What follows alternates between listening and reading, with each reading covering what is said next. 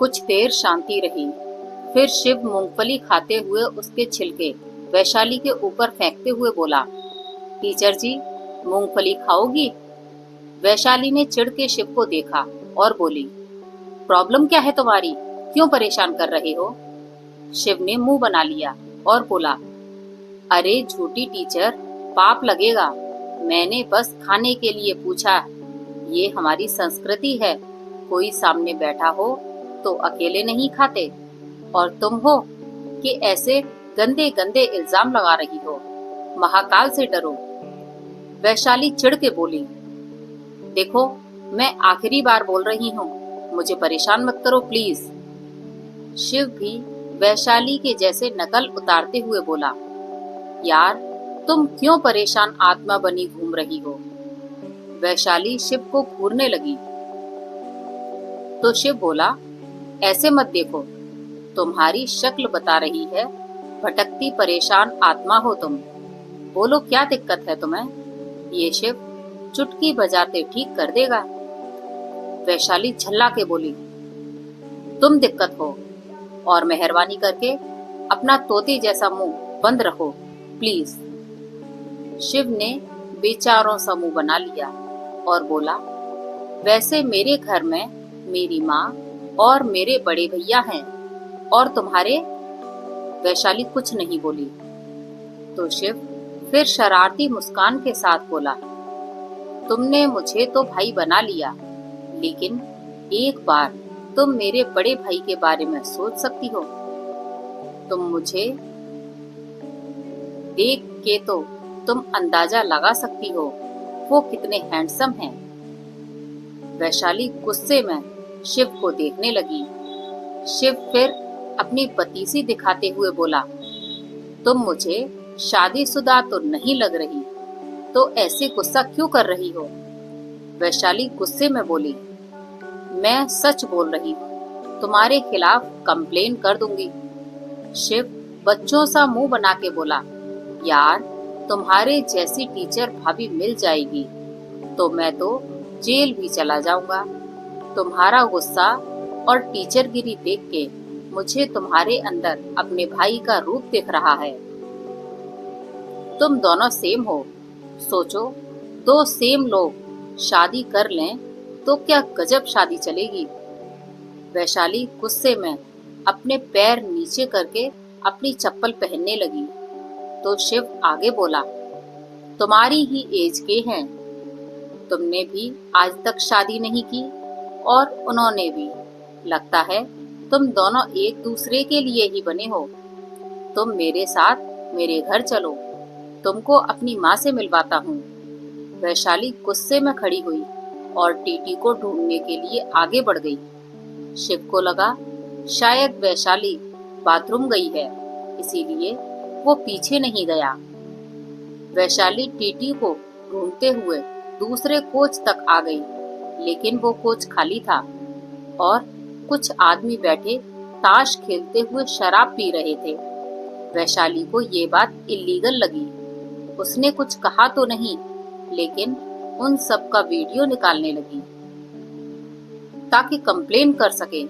लेकिन पीछे से एक आदमी आया और उसने वैशाली की गर्दन पकड़ ली और उसके हाथ से फोन छीन के फेंकते हुए बोला, क्यों री, वीडियो निकाल रही है?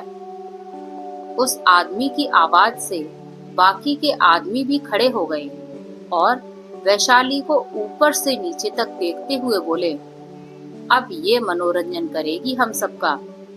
स्मार्ट बन रही थी, सारी स्मार्टनेस यहीं निकलेगी। वैशाली डर गई और चिल्लाते हुए बोली, छोड़ दो मुझे, प्लीज जाने दो। सॉरी, मैं किसी से कुछ नहीं कहूंगी।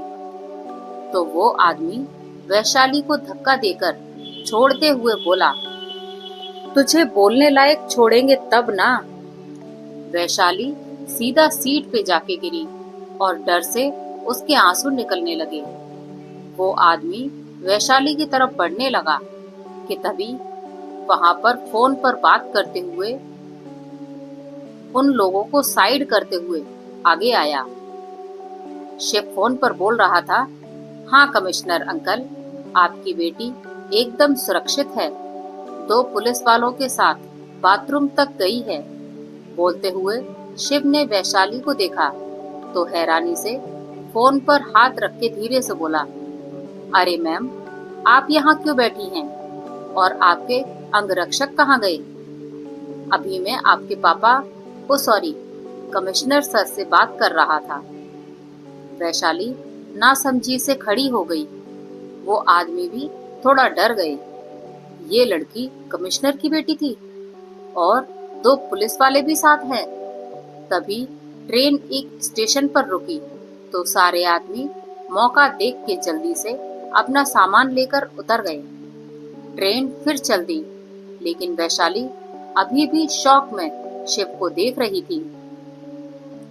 तो शिव मुस्कुरा दिया और बोला, देखा, मुझ जैसे अच्छे लड़के की कंप्लेन करने का जाने का नतीजा महाकाल ने तुमको रास्ते में ही रोक दिया।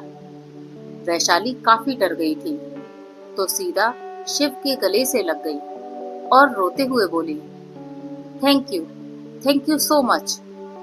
शिव मुस्कुरा दिया और बोला, अब बनोगी मेरी भाभी? वैशाली शिव से दूर हुई और अपने आंसू पोंछते हुए अपना सिर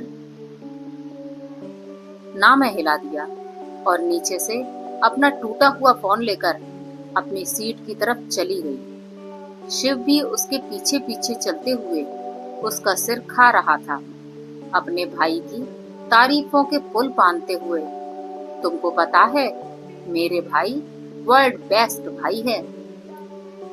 मेरा और माँ का ख्याल किसी बच्चे जैसे रखते हैं। सोचो तुम्हारा कैसे रखेंगे? बस एक बार तुम उनके दिल में अपने लिए जगह बना लो। पल को क्या, सिर पर बिठा के देश दुनिया घूम लेंगे वो। और साथ में प्यारा सा देवर जैसा भाई, मुफ्त मुफ्त मुफ्त। और साथ में मेरी माँ तो पूछो मत, तुम बोलोगी तो तुरंत मंडप गड़वा के शादी करवा देगी। बस तुम एक बार हाँ तो करो। वैशाली अपनी सीट पर आकर बैठ गई और इस बार आराम से बोली, प्लीज अभी चुप हो जाओ, मुझे तुम्हारे भाई का ग्रंथ नहीं सुनना। शिव खुश होते हुए बोला, तो मैं रिश्ता पक्का समझूं? वैशाली ने गहरी सांस ली और बोली, देखो, तुम बहुत अच्छे हो, पर ना मैं शादी में इंटरेस्टेड नहीं हूँ और ना तुम्हारे भाई में। और मुझे ये समझ नहीं आ रहा तुम ऐसे ही किसी लड़की से अपने भाई की शादी की बात कैसे कर सकते हो। शिव थोड़ा उदास हो गया और बोला, क्योंकि अभी हम सब थक चुके हैं भाई के लिए लड़कियां देख देख के। भाई को कोई लड़की समझ नहीं आती। वैशाली, अच्छा, तो तुमको लगता है तुम्हारे जिस भाई को कोई लड़की समझ नहीं आती वो मुझे समझेगा? शिव, हाँ, क्योंकि तुमसे बात करने के बाद मुझे ऐसा लगा कि तुम बिल्कुल मेरे भाई की जैसी हो, बाहर से सख्त और अंदर से नरम। वैशाली उदास मन से बोली, मैं कुछ नहीं हूँ और तुम बेकार में मुझसे कोई उम्मीद न पालो। अपने भाई के लिए कोई दूसरी ढूंढ लो। शिव ने मुंह टेढ़ा कर लिया और अपने फोन में अपने भाई की फोटो निकाल के वैशाली को दिखाते हुए बोला, एक बार देख तो लो, क्या पता देख के ही दिल हार जाओ। वैशाली ने एक नजर भी फोटो को नहीं देखा और अपनी बुक ओपन करते हुए बोली, मुझे लड़कों में इंटरेस्ट ही नहीं है। शिव की आंखें बड़ी हो गईं और बोला, मतलब तुम? लेकिन शिव आगे बोलते हुए चुप हो गया।